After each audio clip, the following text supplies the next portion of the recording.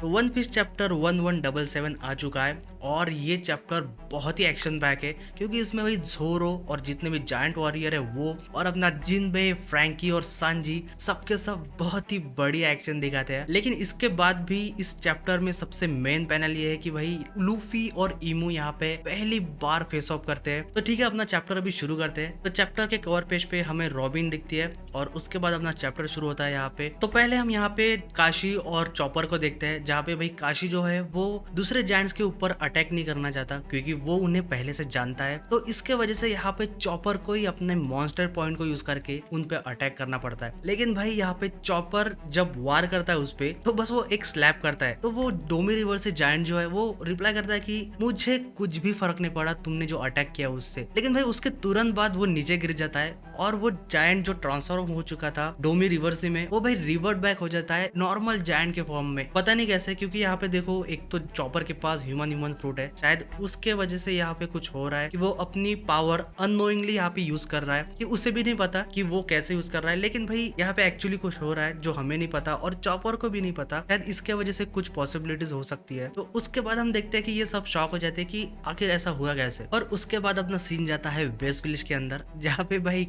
Colon बहुत ही खुश है क्योंकि भाई यहाँ पे जो जायंट पायरेट्स है वो अभी तैयार हो चुके हैं फाइट करने के लिए। तो ये देख के कोलन बहुत ही खुश होता है कि अभी मुझे जायंट पायरेट्स की फाइट देखने को मिलने वाली है। लेकिन यहाँ पे जो पेरेंट्स होते हैं वो कहते हैं कि देखो मुझे नहीं लगता यहाँ पे कुछ सही होने वाला है, तुम अपनी आंखें बंद कर लो। लेकिन तभी वहाँ पे जो जायंट्स ट्रांसफॉर्म हो चुके हैं डोमी रिवर्सी में, तो वो भाई सब डोरी और बॉगी को कहते हैं कि कैप्टन तुम फिर से हमारे साइड आ जाओ क्योंकि हमारे पास बहुत ही बढ़िया पावर आ चुकी है, क्योंकि हमारी बॉडी अभी बहुत ही अनलिमिटेड स्ट्रेंथ के साथ भर चुकी है और ऊपर से ये रीजनरेट भी होती है। तो भाई ये थोड़ा लालच देने की कोशिश करते हैं यहाँ पे डोरी और बॉगी को। और भाई उसमें से एक बंदा डोरी के ऊपर अटैक भी कर देता है, लेकिन यहाँ पे डोरी उसे शील्ड से ब्लॉक करता है। लेकिन उसके बावजूद भाई उसका अटैक उसके शील्ड के आर पार जाता है और एक्चुअली में वो अपने हाथ से यहाँ पे ब्लॉक कर रहा है। मतलब उनकी पावर जो है वो सच में यहाँ पे डोरी और बॉगी से जो नॉर्मल अभी हो चुके हैं उनसे ज्यादा है। लेकिन उसके बावजूद भी डोरी यहाँ पे हंसते हुए कहता है कि मैंने सोचा नहीं था कभी कि जो फियर्सली प्राउड जायंट वॉरियर है वो कभी ऐसा भी बिहेव करेंगे। और उसके बाद हम पैनल देखते हैं बहुत ही बढ़िया, जहाँ पे ये चारों एक साथ आ चुके हैं, डोरी और बॉगी, हजारुद्दीन और स्टानसेन। और वो कहता है कि बेवकूफो तुम्हें शर्म आनी चाहिए।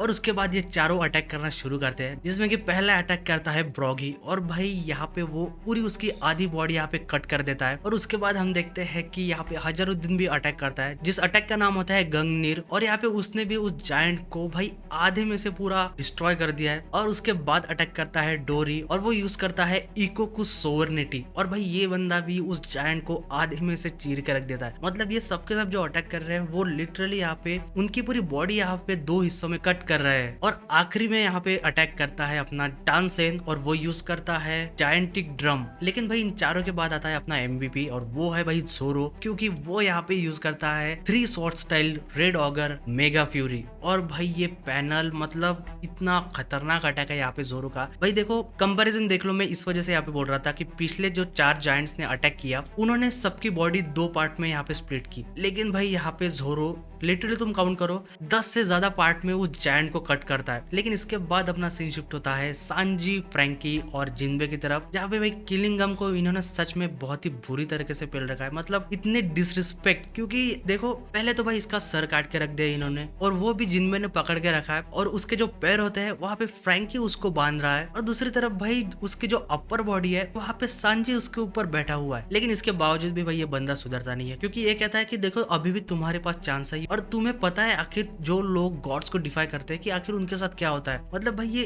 इस सिचुएशन में भी इसकी अकड़ जा नहीं रही है। और वो जिम्बे को कहता है कि अनहैंड में यू फील द फिशमैन। मतलब देखो भाई ये हंसने की बात नहीं है, लेकिन ये बंदा सच में यहाँ पे जिम्बे की बहुत बेइज्जती करता है। देखो भाई जब से इसने जिम्बे को देखा तब से ये जिम्बे को छोड़ता ही नहीं है और यहाँ पे जिम्बे ने सच में इसका सर हाथ में पकड़ के रखा है, तभी भी ये सुधर नहीं रहा है। लेकिन जिम्बे उसको यहाँ पे जवाब देता है कि यार तू इस पोजीशन में इसके बावजूद भी तू ऐसी बातें कर रहा है, सच में तुझे यहाँ पे ये सूट कर रहा है। तो यहाँ पे फ्रैंक के पीछे से आइडिया देता है कि देखो अगर हमने इसको बॉक्स में पैक कर दिया है डिफरेंट डिफरेंट बॉक्स में तो ये रीअटैच नहीं हो पाएगा। लेकिन यहाँ पे आखिरी में संजय कहता है कि यार मुझे यकीन नहीं हो रहा कि इनके जैसे बेवकूफ होली लैंड को प्रोटेक्ट कर रहे हैं। लेकिन ये सुनने के बाद यहाँ पे फ्रैंकी जवाब देता है कि यार संजय ये इस वजह से है क्योंकि हम अभी बहुत ताकतवर हो चुके हैं, क्योंकि देखो अभी लूफी भी एक एम्परर बन चुका है, वो कोई नॉर्मल पायरेट नहीं है। लेकिन यहाँ पे संजय जवाब देता है और ये बहुत ही बढ़िया जवाब है संजय का कि ये तो बहुत बढ़िया बात है कि हम ताकतवर बन चुके हैं और लूफी भी अभी इस पोजीशन में आ चुका है। लेकिन इसके बावजूद भी सिर्फ ऐसे लोगों ने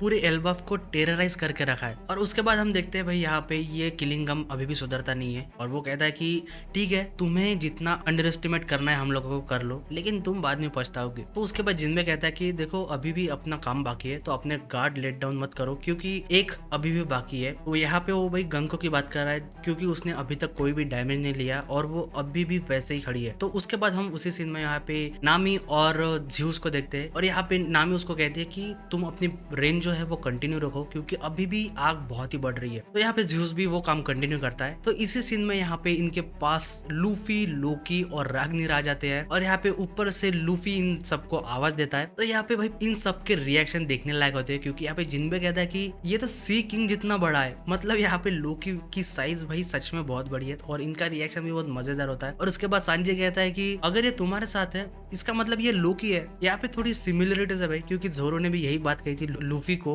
और यहाँ पे संजय भी यही बात कर रहा है और फ्रैंकी भी बहुत खुश है इसको देख के। और उसके बाद हम देखते हैं कि बहुत ही मजे से यहाँ पे लूफी नीचे जंप करता है इनके तरफ। लेकिन तभी भाई यहाँ पे नामी उसके ऊपर चिल्लाना शुरू कर देती है कि क्या आखिर तुम्हारा दिमाग खराब हो गया है क्योंकि ये जो तुमने अभी तुम्हारा नया फ्रीक दोस्त बनाया तुम दोनों ने यहाँ पे पहली एल्बाफ में आग बहुत लग चुकी थी और तुम्हारे अटैक की वजह से वो आग कम तो नहीं हो रही है और ही बढ़ रही है। तो आखिर उन मॉन्स्टर को मारने का फायदा क्या कि उन्हें मारने के बावजूद भी ये आग फैल रही है और आखिरी में एल्बाफ खत्म ही होने वाला है। तो भाई उसके बाद हम बहुत ही बढ़िया पैनल देखते हैं इस पूरे चैप्टर का। सच में ये बहुत ही कॉमेडी है क्योंकि भाई लूफी गियर 5 में इतना नाराज बैठा हुआ है और भाई उसको कंसोल कर रहा है राग्निर। ये सच में बहुत ही बढ़िया बात है कि लूफी अभी गियर 5 में भी यहाँ पे नामी की डांट खा रहा है। लेकिन यहाँ पे लूफी से ज्यादा जो राग्निर का यहाँ पे रिएक्शन है इस पे वो मुझे बहुत ही बढ़िया लगा। और उसके बाद भाई ये सुनने के बाद लूफी चिल्लाता है लोकी के ऊपर कि ये सब तुम्हारे वजह से हुआ है और मुझे तुम्हारे वजह से डांट खानी पड़ रही है। तो भाई इसके बाद लोकी सुनता नहीं है और सीधा लूफी के ऊपर अटैक कर देता है और वो कहता है कि मैंने ये सब इस वजह से किया क्योंकि जितने भी थ्रेट्स थे ये मॉन्स्टर मुझे इन सबको खत्म करना था और मुझे कोई फर्क नहीं पड़ता कि तुम्हारी क्रू में क्या कह रही है। और उसके बाद हम देखते हैं कि भाई लोकी का जो अटैक है वो लाइटनिंग अटैक है। तो यहाँ पे सबको पता है भाई लूफी को कोई भी फर्क नहीं पड़ने वाला। तो लूफी उसे कहता है कि अच्छा तो ये बस एक लाइटनिंग है। लेकिन यहाँ पे लोकी ये देख के शॉक होता है और वो कंफ्यूज होता है कि आखिर ये तुम्हारे ऊपर काम क्यों नहीं कर रहा है क्योंकि ये अटैक उसके बेस्ट अटैक में से एक है कि सबको इसका डैमेज मिलेगा ही। लेकिन यहाँ पे लूफी को कोई फर्क नहीं पड़ रहा। लेकिन इसके बाद जो लूफी का रिप्लाई आता है भाई वो बहुत ही बढ़िया है और वो कहता है कि अगर ये अटैक मुझ पे काम करता तो मैं यहाँ से तुम्हें घुमा के फेंक देता। लेकिन इसके बाद इन दोनों का यहाँ पे बहुत ही भयानक हाकी सेंस होती है और उसी के बाद अपना सीन शिफ्ट होता है गंको, ब्रूक और उसॉप की तरफ। और यहाँ पे भाई उसॉप मार खा रहा है गंको से मतलब इमू से। तो ब्रूक उसे कहता है कि देखो मैं अपनी मर्जी से यहाँ पे आया था तो तुम यहाँ से भाग जाओ। तो यहाँ पे उसॉप को मानना पड़ेगा क्योंकि भाई देखो इसका कैरेक्टर ऐसा है अगर इसने कुछ देखा कि ये इससे भिड़ नहीं सकता तो वो वहां से भागेगा ही। लेकिन यहाँ पे उसॉप कहता है कि अपने क्रूमेट को ऐसे सिचुएशन में छोड़ के आगे कौन भागेगा और ट्रू वॉरियर कभी भागा नहीं करते ब्रूक। और मैंने सपना देखा था कि मैं कभी इस जगह पे आऊंगा एल्बाफ में तो मैं अभी भाई ऐसे मैदान छोड़ के नहीं भागने वाला। और वो कहता है कि और वैसे भी मेरे अंदर बहुत ही ज्यादा गुस्सा भरा है अभी क्योंकि ये लोग एल्बाफ को बहुत ही घटिया नजर से देख रहे हैं क्योंकि इनका प्लान था कि एल्बाफ को हराने के लिए बच्चों को किडनैप किया पहले और यहाँ पे इन्होंने खुद की स्ट्रेंथ नहीं यूज की बल्कि यहाँ पे जो जायंट्स है उनके माइंड को ब्रेन वॉश किया और भाई उनको एक दूसरे से लड़ाया और ऐसे ये घटिया तरीके से यहाँ पे एल्बाफ को हराने की कोशिश कर रहे हैं। ऐसे सारे जो कावर्डली टैक्टिक्स है मतलब यहाँ पे इनको शर्म आनी चाहिए। लेकिन भाई इसी सीन के बाद यहाँ पे इतना कहने के बाद इमू उसॉप को फिर से पेलना शुरू कर देती है। तो यहाँ पे उसॉप बहुत मार खाता है तो उसकी मदद करने ब्रुक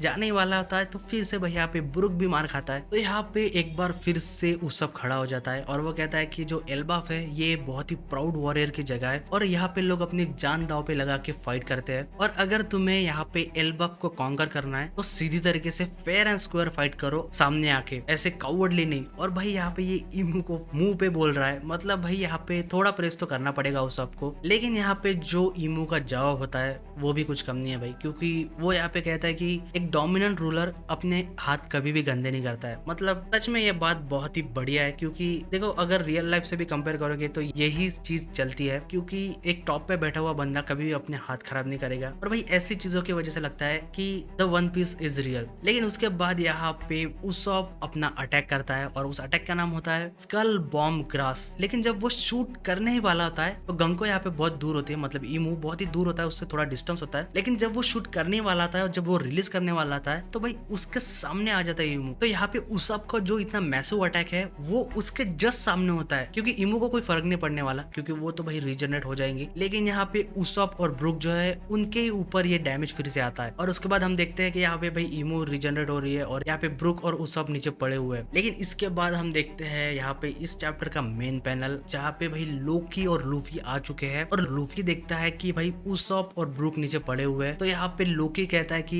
यही है वो जिसकी हाकी हमने सेंस की थी। लेकिन यहाँ पे ये दोनों आने के बावजूद भी भाई मानना पड़ेगा ईमू को, यहाँ पे नीका और नीडहॉक दोनों है, वो भी उनके जायंट फॉर्म में। लेकिन उसके बावजूद भाई ईमू के चेहरे पे कोई भी एक्सप्रेशन चेंज नहीं होता। उसका एक्सप्रेशन ऐसा नहीं है कि अब मैं क्या करूँ, उससे कोई फर्क नहीं पड़ता। यहाँ पे लोकी और लूफी दोनों एक साथ है, मतलब वो इतनी कॉन्फिडेंट है कि भाई वो इन दोनों को पेल के रख देंगी। और उसके बाद यहाँ पे लूफी लोकी से कहता है कि मेरा अभी सच में दिमाग खराब हो रहा है। तो यहाँ पे लोकी उससे कहता है कि वैसे भी मैं इन लोगों को छोड़ने नहीं वाला था, तो ये बहुत ही बढ़िया बात है। मतलब यहाँ पे दोनों फाइट के लिए तैयार हो रहे हैं। लेकिन इसके बावजूद भी जो ईमू का रिप्लाई होता है कि निका और नीडहॉक तुम्हारे पास दो ऑप्शन है, एक तो गिव अप करो या फिर खत्म हो जाओ, क्योंकि ये बैटल दुनिया को डिवाइड कर सकता है। मतलब ये पता नहीं यार अभी किस सेंस में बोल रहा है, या लिटरली डिवाइड करेगा या यहाँ पे पावर स्ट्रगल के बारे में बात करें कि वर्ल्ड गवर्नमेंट वर्सेस एल्बाफ और जो स्ट्रॉ हेड का क्रू है वो, तो पता नहीं किस सेंस में यहाँ पे जा रहा है। तो इसी के साथ दोस्तों ये चैप्टर खत्म होता है। तो अगर दोस्तों आपको ये वीडियो पसंद आता है तो इस वीडियो को लाइक और चैनल को सब्सक्राइब कर सकते हो।